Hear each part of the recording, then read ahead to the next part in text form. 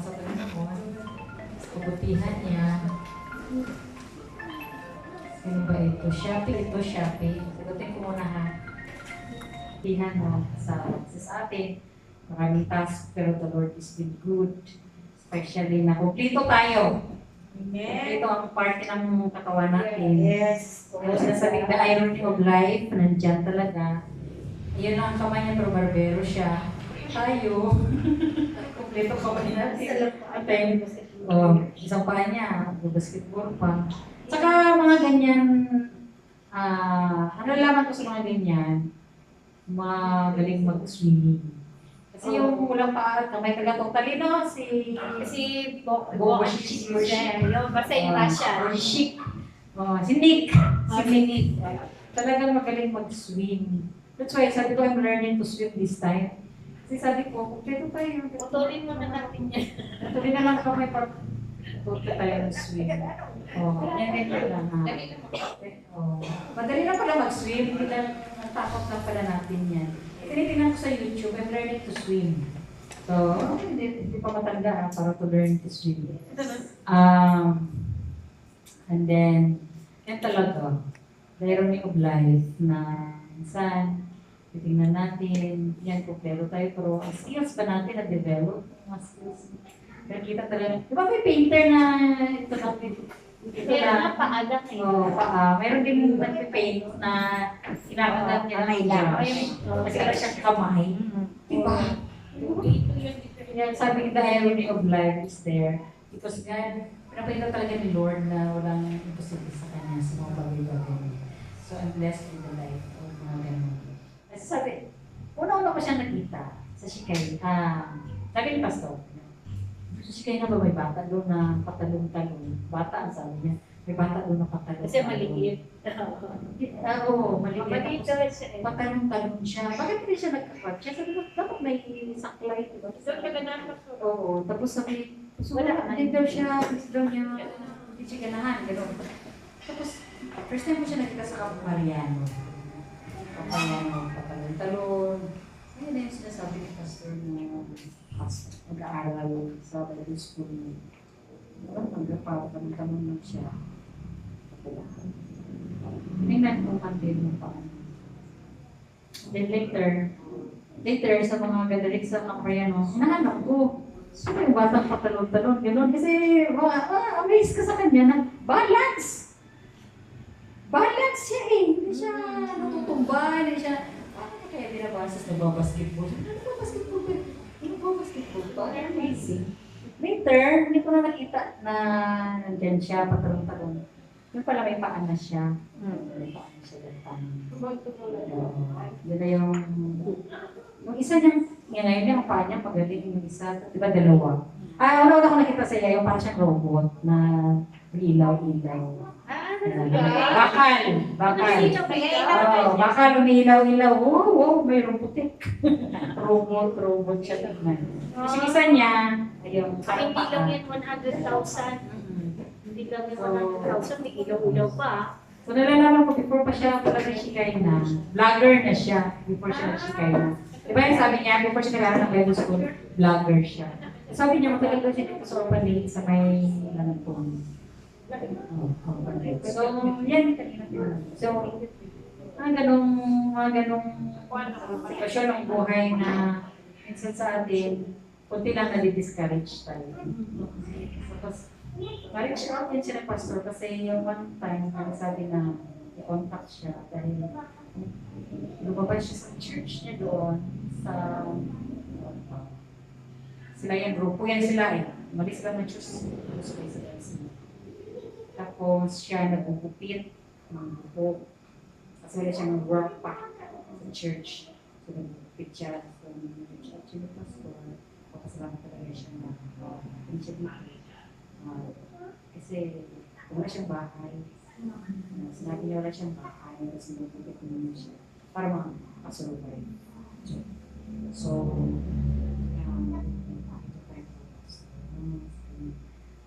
wala siyang pamilya ng uuwihan.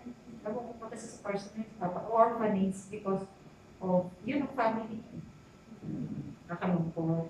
Pero ganda ng testimony niya siguro. So, salamat sa Panginoon sa natin. Pero, ganun pa man, God is good to everyone. Amen. So, okay. Proceed na tayo no, sa message this afternoon. Pero magandang muna tayo. Ano nga yung therapy natin? Laughter therapy. Find your partner. Tama.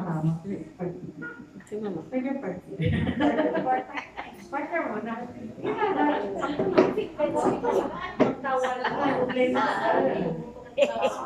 Ano yun mo na? Hihi, oo.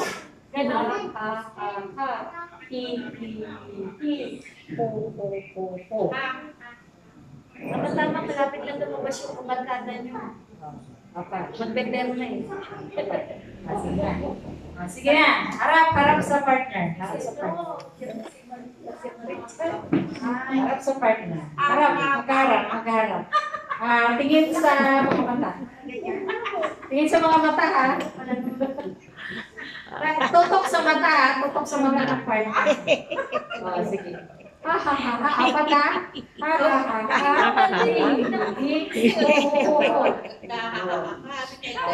Sige. Hihihihi. Ho. Sige. Dali lang. Walang huhu. Start. Siguro mga 10 beses. Ako lang mag-count. Sasabihin ka na mamaya na stop. Ha! Yan na lang. Sige. Go! Hihihi. Oo. Hihihi. Oo. Hihihi. Oo. Hihihi. Oo. Hihihi. Oo. Hihihi. Oo. Hihihi.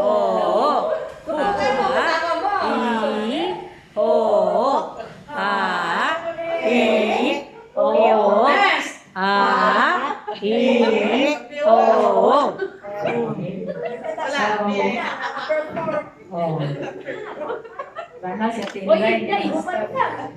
Okay, so how does it feel? Na tawa kayo na walang kadahilanan. How does it feel? Exercise mo dito. Ano yung exercise ito? Ano ba yung feeling mo talaga sa sarili mo?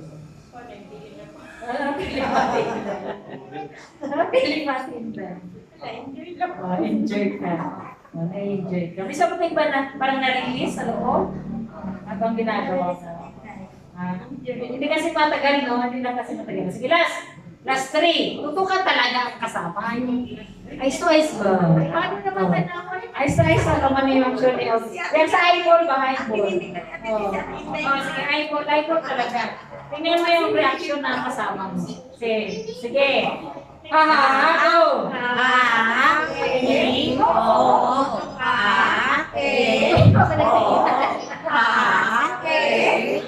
Sapa!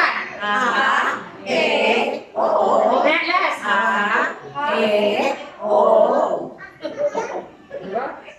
May extension pa kasi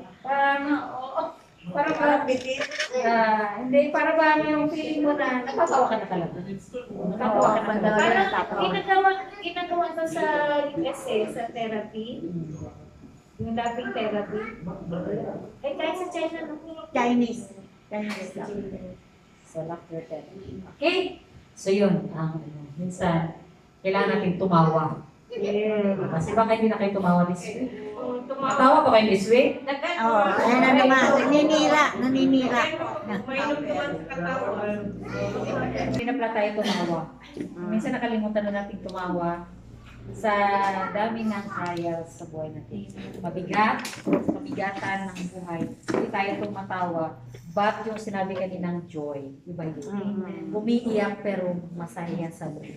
Yes, diba? So atin naman is, tawa lang. Tawa lang talaga tayo ng, yung bang kahit walang dahilan, tawa lang kasi para to release something, to remind us of kailangan tumawa talaga. Diba? Nung bata pa tayo, sige na tayo tawa. Diba yan ang nagagawa sa mga babies? Pinapatawa lang ng pinapatawa. Oo. Si Ate Inday, pumunta rin siya sa pagkain, tawa ng tawa dahil kay Ate Gigi. Yan sa kwento ni Ate Gigi. So, Wala si mama eh. wala siya. Hindi niya alam yun. May kwento si Ate Didi, daming kwento ni Ate Didi. Kami naman, tawa ng tawa. Tawa ng tawa. So, ano? So, laughter therapy. May time na talagang kailangan sa bigat ng buhay. Hindi na kailangan na ganun na talaga siya ka-healthy. Let's have a moment to laugh. Okay. So, ngayon, ang isi-share ko ay tungkol sa fasting. Fasting. Anong kwento mayroon kayo tungkol sa fasting? Tagalog, pag-aayuno. Anong kwento mayroon kayo? May istorya ba mo? O may tungod sa fasting? Na kayo na-observe? Or something personal? Or something sa church? Or something may nag-istorya sa inyo? Sige daw mag-share about isa. Ano yung experience mo about fasting? May konti lang. Bawat may nagkwento isa sa'yo. O nabasa mo lang. Sige ba?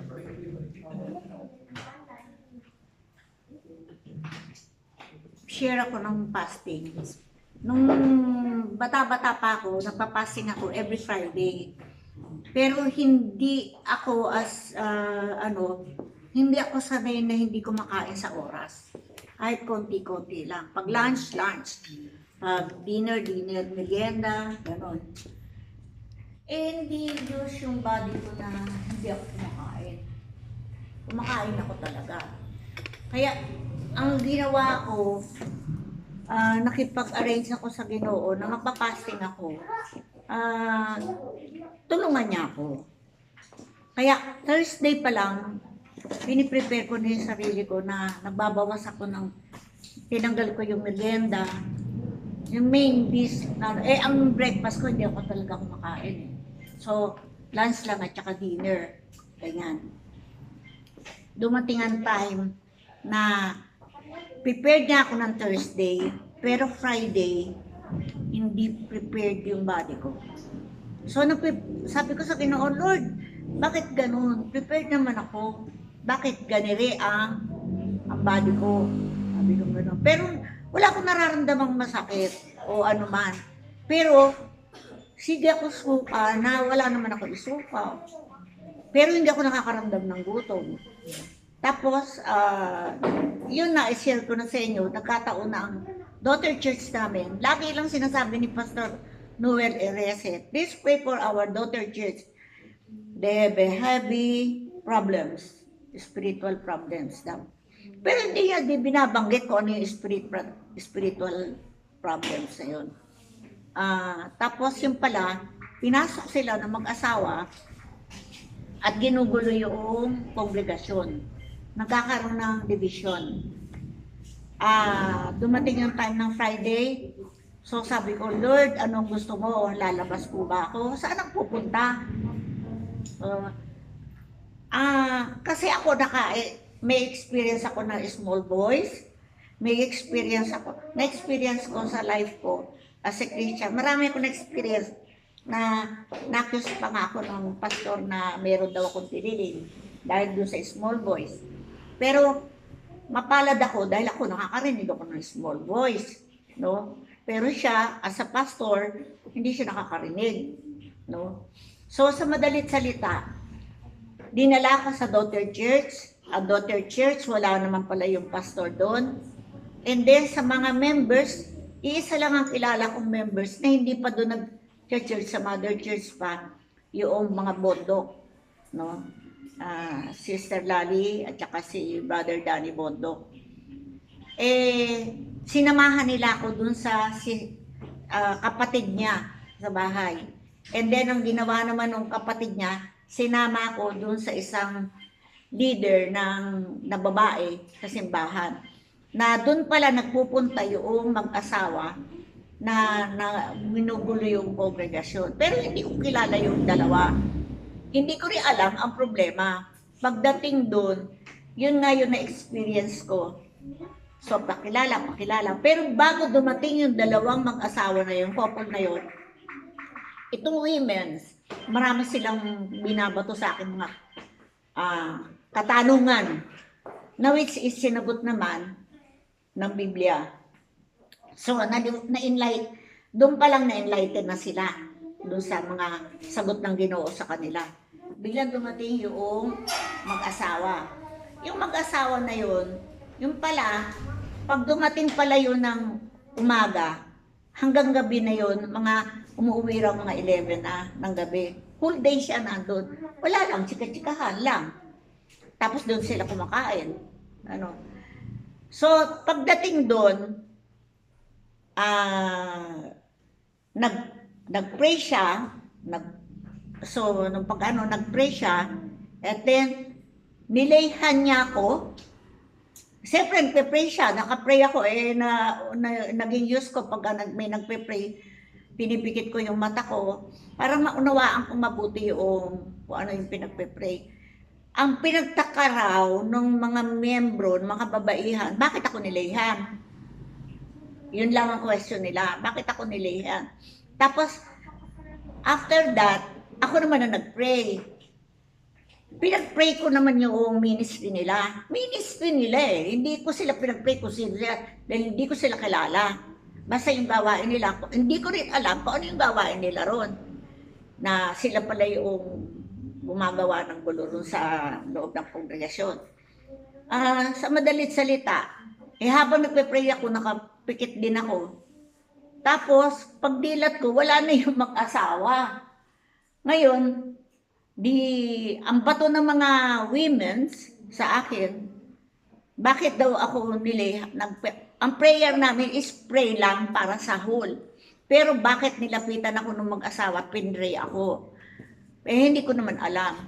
Tapos, nung ako naman na nag-pray, ang pray ko naman, hindi ko sila nilayhan, kundi pinag-pray ko sila para sa, hindi ba tayo pag nag-pray tayo, ganyan tayo, para sa kabuuan.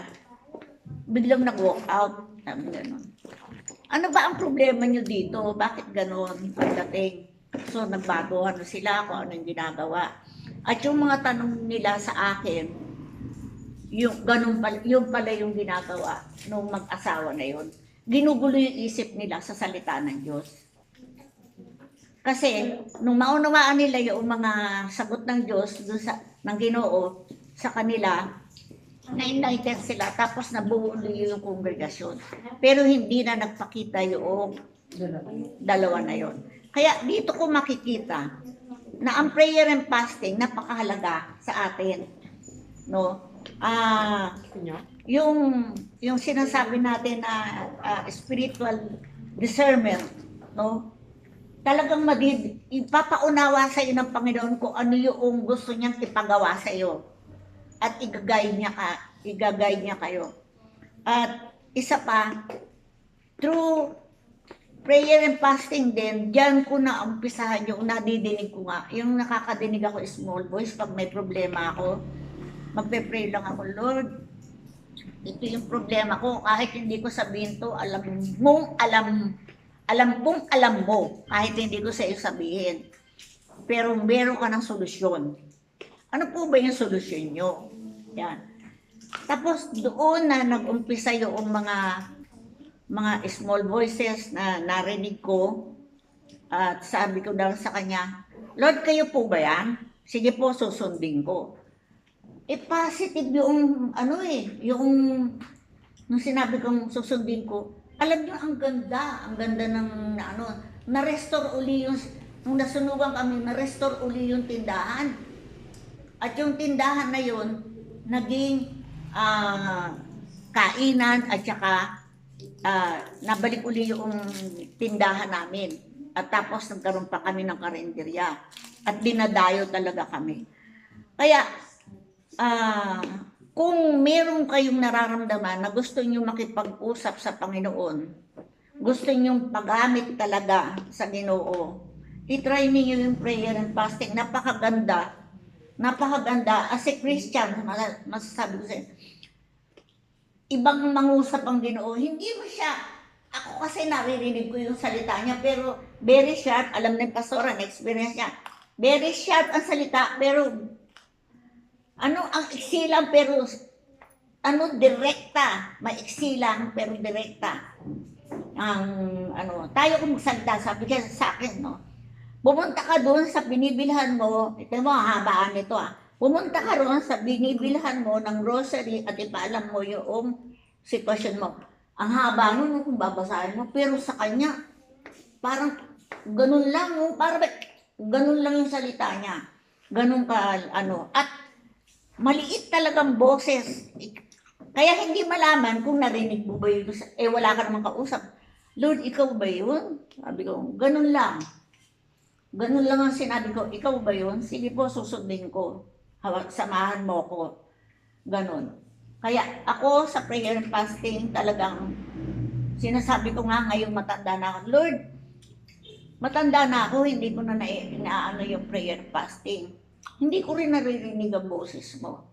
Sana tulungan mo ako maibalik ko ulit yung prayer and fasting ko. Pero ako, hirap na hirap ako na maibalik ko. Pero kung luluobin ng Panginoon na maibalik ko at gagamitin ako ng Panginoon, i-welcome ko siya. Yun lang. Experience nyo, mga bata pa kayo, ma-experience nyo sana yun. Yun ang experience personal. So, sino sa inyo dito yung i-share na narinig na? Narinig nyo lang na nag-prayer and fasting sila? O mismo yung tao?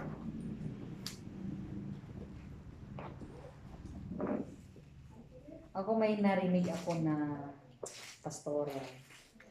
Sila daw, grupo yun sila nag-prayer and fasting 40 days. 40? 40 days. Wow, 40 days. Fasting and pray. Candy, oh. Sige, sino pa? Candy? Sino pa? Sino pa? Sino pa? Yung may share. Fasting. Kahit wala mo ng prayer, fasting mo, focus lang tayo sa fasting na word. Nakaranas kayo na ng fasting. Okay, yun.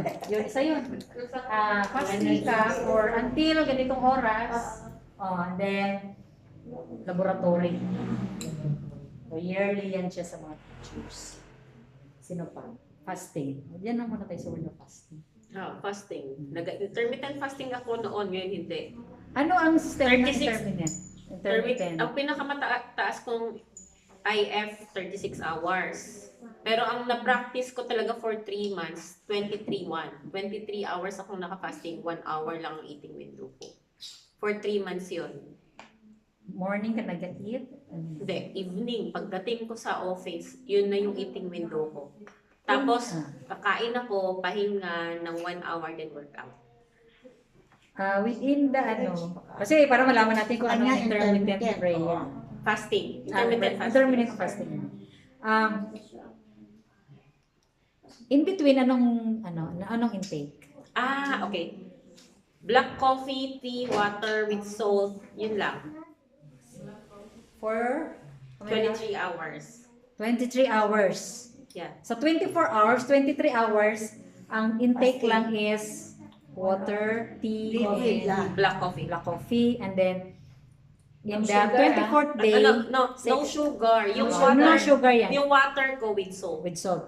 And para may electrolyte. And the 24th na hour, diyan sa kakain. Thank you, Anits. Kasi ito talaga kasi hindi nag-intermittent prayer fasting. Hindi ko siya gets kasi mayroon 16-8. Mas 14-10, mas alert ang mind. Sige, mamaya na tayo sa mga Ay, benefits. Kasi may naka-experience. Talaga nang tinatawag na fasting. Okay, meron din So, akong kakilala na every year nagpa-fasting siya. Pero kasi Catholic ways, okay, Katoliko yun. And eventually, parang tinotolerate ko lang kasi magkaiba kami ng religion eh. Magkaiba kami ng, ng paano ko masasabihin? Kasi, siguro, parehas lang kami ng sinasamba ang Panginoon, pero yung ways lang, yun yung magkaiba.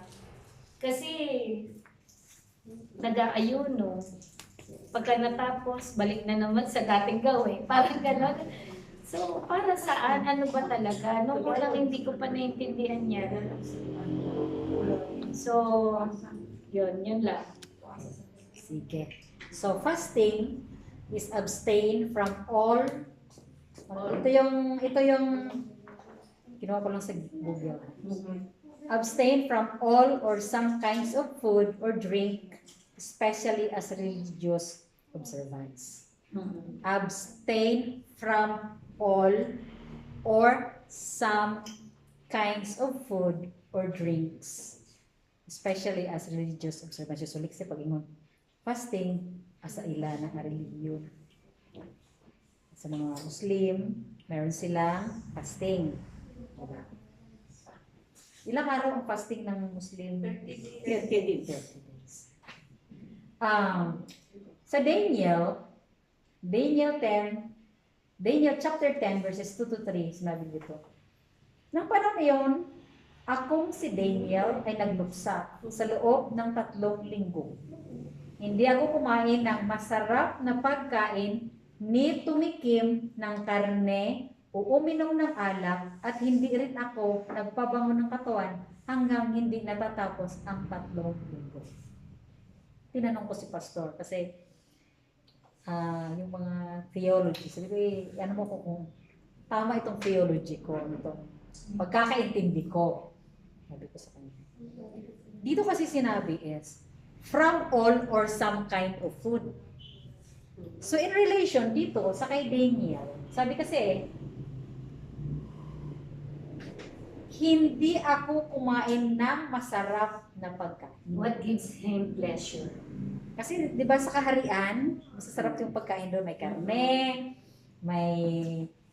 hindi ako tumikim ng karne o uminom ng alak. So ibig sabihin, sabi ko, mayroon siyang intake pero hindi yung masarap. Yes. So that would be considered fasting. Abstinence of something. Abstinence of something that Oo. gives you pleasure. Oo. Ayun. So fasting pala yun. Akala ko kasi dati yung fasting is really yung wala ka pala intake totally, ganun. So considered pala na fasting. And then, ito naman iba. Isa itong sa Luke, sa New Testament. Si Anna. Luke 2:36 to 38. Luke 2:36 to 38. Sinabi dito, naroon din si Anna, isang babaeng propeta na anak ni Phanuel, mula sa lipi ni Aser. Siya ay lubhang matanda na mula sa kanyang kadalagahan, 7 taon siyang namuhay na may asawa. Siya ay mga 84 na taon na, 84 years old. At siya ay isang balo at hindi nga umalis sa templo. Araw at gabi, siya ay naglilingkod na may pag-aayuno at mga pagdalangin. Dito naman hindi din describe kung paano siya nag-fasting, na-mention lang. Okay, dito naman, Matthew 4:2. Ito na yung fasting ni Jesus for 40 days and 40 nights. Ito na yan siya. Nag-fasting si Jesus ng 40 days and 40 nights. Sino makakagawa nun? Si Jesus lang. So, wala siyang intake. Sige pa, paano daw sinabi? Diyan, version mo Ate Di. May version ka dyan ng Matthew 4:2. Matthew 4:2. Okay. So sabi dito sa Matthew 4:2, no? And after fasting 40 days and 40 nights, he was hungry. So yan lang, hindi siya sinabi. Yeah. Paano? Wala siyang intake na water, wala siyang intake na hindi na sabi na. Most probably wala talaga. Kasi nasa taas siya ng Wala siyang intake. Oo, nasa taas siya. Wala talaga. Siya lang makakagawa nito. Yung ganon. Sabi natin, si Jesus na walang intake. Mayroon naman 40 days na nagpa-fasting pero may intake water. May intake sila. And then, alam natin yung mga Muslim, di ba, pag mag-fasting sila, may fasting time. Fasting here, fasting there.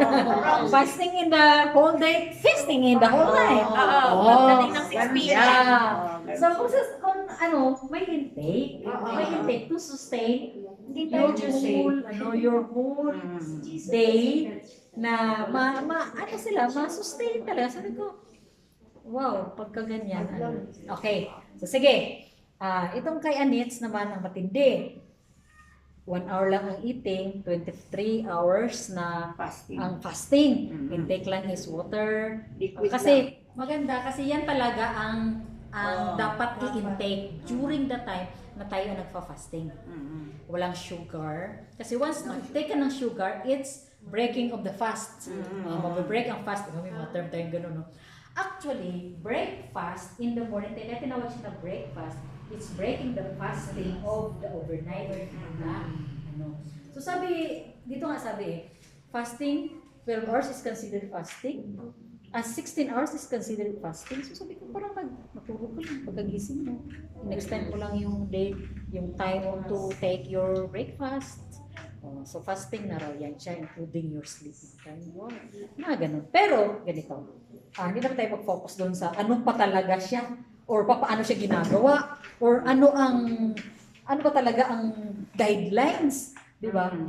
Wala namang standard talaga na dapat ito gawin. Basta na lang sa Muslim, nalaman natin in 30 days, fasting in the whole day, fasting during the night. Sa kanila yung fasting yun. Diba? Okay. So, ito tayo sa benefits. And it's, dadagdagan mo to ha kung hindi ko na-mention. Yung sa'yo, experience niya eh. Hindi tayo naka-experience ng ganun. Sige. Ito. Weight loss. Yeah. Bababa yung timbang mo. Tama. Kasi, wala ka mang intake. May intake, pero not much. And then, reduce inflammation. Yes. Ako naniwala ako, pag may sakit, may pamamaga. Sa inyo. Kayo. Pag may sakit, may pamamaga. Yes. Sa akin lang to ha, aywan kung tama. Naniwala ba kayo pag may sakit, may pamamaga? Oo. Yes. May infection. Kasi hindi siya masakit kung walang pamamaga. Kasi namaga yung kamay ko last week. Oo, namaga siya. Hindi ko alam kung ano. Later, nung sinabi ni Pastor na baka raw nakagat, doon ko pa naisip, baka raw nakagat. SOA yan, SOA. SOA, sign of aging. Yun nga. I-relate ko mamaya ha, bakit ako nag-fasting. I-relate ko siya. I-relate ko siya. Ba't ako ito pa, Jika? Ganito. Next is healthy heart. Yes, then, walang magno-no. Paano naging healthy ang heart nyo nung time na nag-fasting kayo? Next, insulin resistance. Yung dahil mababa ang ano mo, sa insulin resistance, kumbaga, hindi tataas ang sugar because yung pagkain mo naman yung intake mo lang, wala ka masyadong mataas ang sugar intake na food. And then needs ano ang mga Alert ang mind mo, and then mag-iiba ang taste bud mo sa panlasa mo sa pagkain. Hindi ka na magki-crave ng anything sugary, matamis. Yeah, mag-iba talaga ang taste bud. Ano pa ba? Pag hindi mo tinimingan, pag hindi mo in-observe yung fasting time mo, pwede kang mag-extend. Kasi pag nasanay yung tiyan mo na hindi kumakain, hindi mo talaga mararamdaman ang gutom. Kaso nga lang kasi, ayoko rin i-deprive yung body ko sa nutrients. Yes. Kaya kumakain pa rin ako. Yung 1 hour na yun. Pero yung 1 hour na yun, as in, kinoconsume ko siya yung 1 hour. Talaga. Mabagal ka na akong kumain. Ano ang intake mo, Anis, within 1 hour? Avocado. Ako? Sa bahay, depende kasi sa ulam. Pag yung ulam ko is, dapat may rice, nagra-rice ako. Pero, as much as possible, hindi ako nagra-rice. Hindi na rin ako sanay magtinapay. Hindi na ako nagtitinapay ngayon. Kasi wala na yung craving mo. Yeah, wala na yung craving ko dun sa tinapay. Kahit na hindi na ako nagfa-fasting ngayon, nawala na talaga siya. Ano pa ba? Pero bawal ba ang high in fiber that time na... Pwede. Ay, kaya nga meron akong chia seed eh. Which until now, napapractice ko pa rin yung chia seeds. Sa ngayon, pwedeng mag-consider na nagpa-fasting ako ng 12 hours a day. Kasi na-practice ko yung 7 p.m. stop na talaga ako kumain. Hanggang ngayon.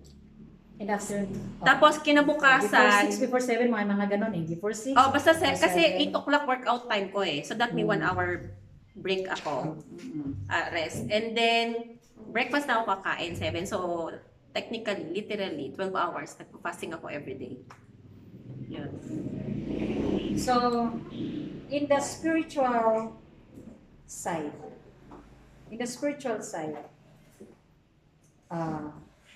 it empties you and prepares you to receive God.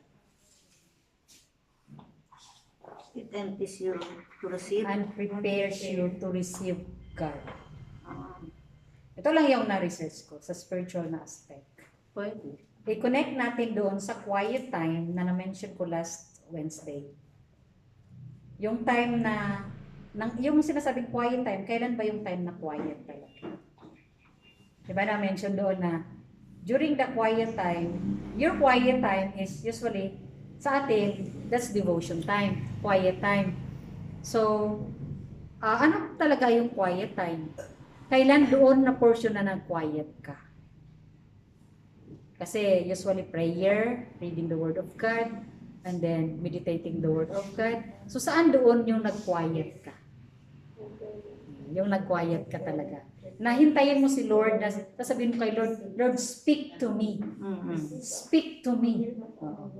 So, ang fasting pala, hindi lang na moment na kung saan may hihingiin tayo kay Lord. Totoo yun. Nagpa-fasting ka dahil hihingiin ko talaga to para i-grant ni Lord kaya nagpa-fasting ko. So fasting pala is kagaya kay Atinis kasi regular. Paganda na sana may regular. Ako gusto kong mag-fasting. Ilang months na yung desire ko mag-fasting. Nung pumunta ng Palawan, pagbalik, gusto ko mag-fasting. Tama ko, sumakit ang tiyan ko. I don't know, because of the water, because of my intake, siguro na maraming pagkain, di ba tumaba ako ng time na yun. Kain ako ng kain, may mga acid, so, yung, sumakit yung tiyan ko, so kumakain ako ng kumakain. And then, sabi ko, timing ko na ito, kung parang kaya ko na mag-fasting. Nataon, na namaga yung dito ko. Sabi ko, wala, baka uric acid ang cause ng pamamaga.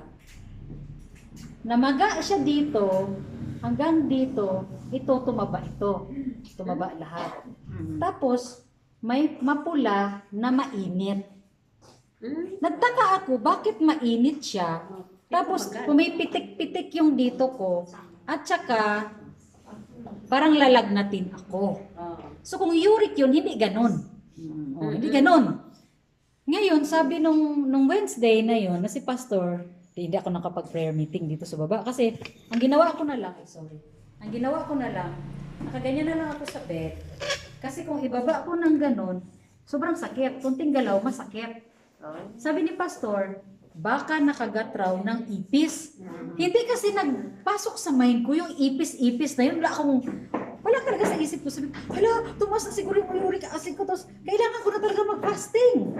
Ganon. Kaya doon nag-start ang fasting ko. O, nagkataon, parang nagkaroon ng rason yung pagpa-fasting ko na yung aking thinking doon, baka mali lang ang iniisip ko dahil sabi na baka nakagat nga daw ng ipis. Di ba mainit? Nagtataka ako, sobrang init na namumula, namamaga. Sobrang init. Ang ginagawa ko, lagyan ko ng ice, saka lagyan ko ng repolyo, tapos tinalihan ko. Nung Wednesday na yun, may prayer meeting, may repolyo yun, nakatali yun. So, ang ginagawa ko, nakaganyan na ako, nakahiga. Pinaganyan ko lang sa bed. Ngayon, ang nangyari is, ilang days, dahil nag-fasting ako, naramdaman ko yung mga balat ko. Di ba, ano sa mga balat, magluwag siya. May ma-feel ka talaga sa paa mo. Wow, itong ganda na ito. Bumaba na talaga ng timbang ko. Dito siya lumiit ng bigwang ko. So sabi ko, during the time na nagfa-fasting ako, wala akong hiningi kay Lord. Wala akong hiningi kay Lord. Wala akong request sa Kanya that time. But, nag-fasting ako. But the Lord knows bakit nagfa-fasting ako. It's of strengthening my relationship sa Kanya. Yung pakikipagrelasyon kay Lord. Yan lang. Yan lang. Gusto ko lang mag-fasting para yung ma-strengthen ang relationship ko kay Lord. That's all. So, yun. Morning lang ako may intake. And then, hanggang hapon, hanggang gabi. Wala na. Water na lang. Yun, tama yun. Akala ko psychological, yung bang wala ka ng craving into. Kasi, di ba, Anis, dati tayo pagtanghali, hindi tayo, no? Dito, may kainan, fellowship, hindi tayo kumakain. We fast. And then, hapon ako kakain. Alas 3 na yan ako kakain, actually. Hanggang, diretso na yan hanggang hapunan yung alas 3 na yun. Morning, and then yun. Twice a day lang ako kumakain. Itong huli, hab-hab na, hab-hab. So, nung time na, gusto ko lang i-strengthen ang relationship ko kay Lord. May mensahe sa Lord sa akin. May mensahe talaga si Lord sa akin. And then, yun bang hindi mo lubos maisip yung mga messages na nire-reveal din sa iyo. And one thing for sure, ang ginagawa ko is, yung pag-seeking God's will in my life. Kasi ito, si Angie ngayon is, nag-aaral pa. So, may estudyante kami. Ako wala akong trabaho. Dito lang sa church. So, unlike before, may work ako. Sabi ko, paano i-sustain ang pangailangan ni Jay na wala siyang scholarship. And then this time, dami niyang bibili. Siyang bili. As requirement. I seek God's will talaga. Saan mo ako, Lord, ilalagay? Saan mo ako i-guide na magamit mo to sustain the need of our son. In reality, sabi ko, may estudyante kami. In reality, may estudyante. And kailangan mo-sustain ang pangangailangan. Isa yun. Pero iba't pang mensahe sa Lord sa akin. Ito. May 6 verses ako na ibibigay. 6 verses about fasting. Sabi, Exodus 34:28. Pwede nyo yan i-take note na lang dyan. Exodus 34:28. I-take note. Sulat nyo lang, sulat. 28. Opo. Pwede nyo basahin sa bahay. Ganito ang message niyan. Exodus 34:28. Sabi niya? 34:28. Pwede nyo isulat. Sulat nyo na lang dyan. Sabi, Moses fasted for 40 days and 40 nights before receiving the 10 commandments. So yung 40 days, nag-fasting din si Moses. 34:28. Moses fasted 40 days kasi yung 40 days mayroon yung significance in the Bible. 40 days and 40 nights before receiving the 10 commandments. Kay Moses yan. Next, 1 Kings 19:8. 1 Kings 19:8. 1 Kings 19:8 sabi, Elijah fasted for 40 days and nights on his journey to Mount Horeb. Okay. 40 days din kay Elijah. Okay. Okay na ta. Mount ano pa? 1 Kings 19:8. Elijah fasted for 40 days and nights on his journey to Mount Horeb. Nandiyan yan, pabasahin niyo yan mamaya sa bahay niyo. Nandiyan mismo ang sa verse ang message. Next, Esther 4:16. Esther 4:16. Klaro man to kay Esther sa time na persecute sila. Esther led the Jewish people in fasting and prayer to save them from destruction. Esther 4:16. Diba? Patayin sila. So, nag-fast prayer and fast. Ilang araw? Walang nakalagay. Pero, nag-pray and fasting sila. Wala dito nakalagay sa verse na ito, pero baka sa previous or after, titingnan niya na lang. Yan pa meron sinabi. Sige lang. Sige, tingnan nyo. May mga version kasi na, depende sa version kasi yan. Basta ang nakalagay, nag-fast sila and prayer to save them from destruction. Parang 3 days. Yeah, 3 days siya na sinabi. Yeah. Pati yung sila, pati yung mga maiden niya nagagawa. Okay, next. Daniel 10, 2 to 3. Daniel 10, 2 to 3. Ito na yung, ito yung kanina na-mention ko na. Opo. Daniel fasted for 3 weeks, seeking wisdom and understanding from God. 3 weeks. Okay. Apat lang. Next. New Testament. Matthew 4:2. Ito na yung kay Jesus. Fasted for 40 days and nights in the wilderness before beginning his public ministry. Diba? Next, Acts 13:2 to 3. Acts 13:2 to 3. The early church fasted and prayed before sending out Paul and Barnabas on their missionary journey. So kung titignan natin sa Bible, iba-iba ang dahilan ng pagpa-fasting. Before si Moses nag-receive ng 10 Commandments, nag-fasting siya.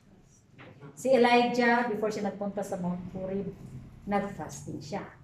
Si Esther, together ng kanyang mga Israelites na kasamahan, Jewish people, nag-fasting sila, asking, i-save sila.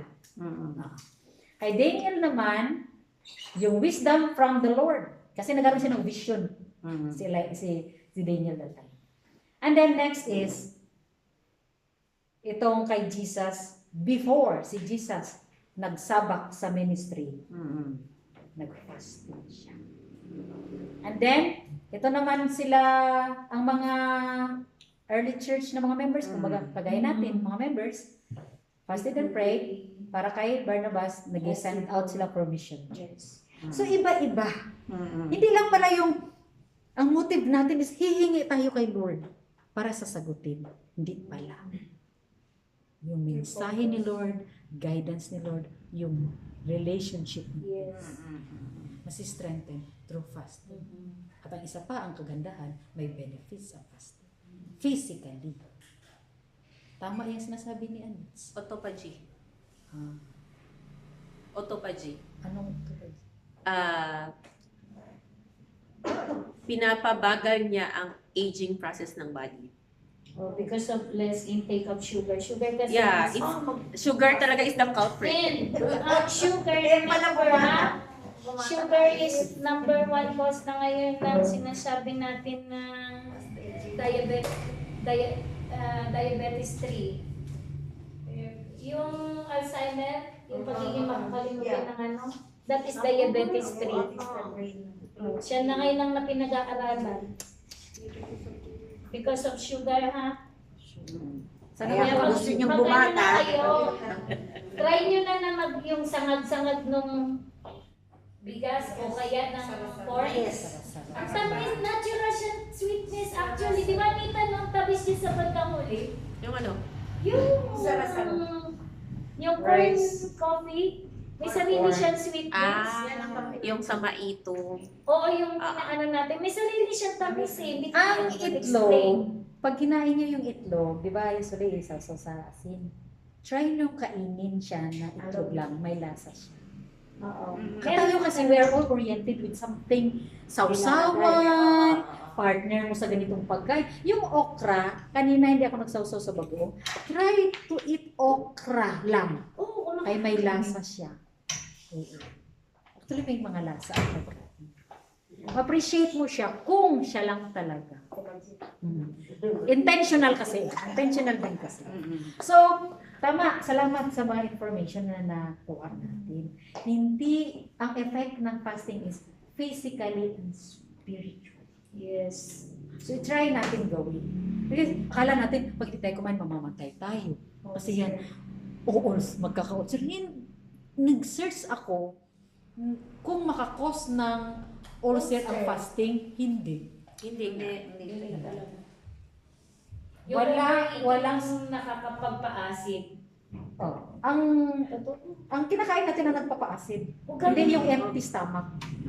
Di ba, it's pag empty ang stomach natin, yung body natin nagre-regulate siya in itself.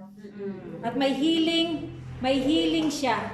That's why daw ang tao, pag may sakit, dapat hindi kumakain. Di ba sa ospital, di ba may sakit, dextrose lang. Hindi na siya muna pakakainin, ha? Kasi pala, pinapalabas lahat ng dinidetox, dinililinis. Para lalabas lahat ng mga kung ano-anong Mas maging bagay. effective ang gamot. Para maging effective ang intake. Yun po, tambal. So, yun. Dahil tayo, oriented tayo sa kain. Oriented tayo talaga. Actually, ganun talaga. So, once you are may information ka about that, sa atin kasi ni-encourage talaga tayo ng fasting as religious observance. Ganun ang sinasabi. As religious observance. But if in your personal, it's not only physical but spiritual. You want to strengthen your, na sinasabi ni Ate Nitz na small voice. Paminsan lang yan. Mga tao makaranas na. Isang vivid na example ko ha. Nang sinabing, malapit kasi ako. Ganito, isang vivid lang na sinabing small voice sa akin. Nung nabuntis ako kay Nino. Sabi sa akin, buntis ka. So, hindi ha. Sumagot siya. Sumagot ka? Sa Ilagan Isabela, sa kwarto namin. Sa kwarto namin, mayroon doon bed, tapos damitan. Tapos habang inaayos ko yata ang damit, inaayos ko, sabi, bigla, buntis ka. Sabi, hindi Kaya munti ko na pangalan ng si Neo ng Isaac. Hindi para bang si Sarah na tumawa pa, hindi maniwala. Pero buntis ko na ako kay Nino. Boses siya na hindi na mo narinig dito pero sa mind mo, pero bigla ka Pero napagano. maliwanag na maliwanag. Maliwanag. Buntis ka. It happened to me. It happened. It happened. Oo, di ba? Yung iyak ako ng iyak ako ng iyak, tapos ginablame ko si God. Sabi ko, why? Tapos biglang may voice na sabi niya, but you hurt me first. Tapos bigla ako nahintog ng kakaiyak. Baka doon Basig. Basig man ko na ko ang atuang kuryente dito sa min. Tayo lang na nawalan. I-off dyan. Saan si pastor? I-off sa da dyan. Dito. Kita lang na nawalan. Meron ng ilaw? Walang ilaw. Walang maanda ng... Sa akin kasi hindi ko talaga narinig. Kundi nasa mind ko lang na biglang Oo. buntis ka. Hindi Sabi ko, hindi Pero buntis. May dalawa pa. Hindi ko nasasabihin itong dalawa na to. Para yan na ang nasasabi ko sa kanya na part. May isa pa. Alam ko kung saan ako. Kailan. Saan ako. Hindi ko na alam ang date. Hindi ko man ginagawa ng date. May ako sa mga date. At yung isang last, parang 3 years. After the pandemic, bumalik kami dito. After the pandemic, bumalik kami from doon sa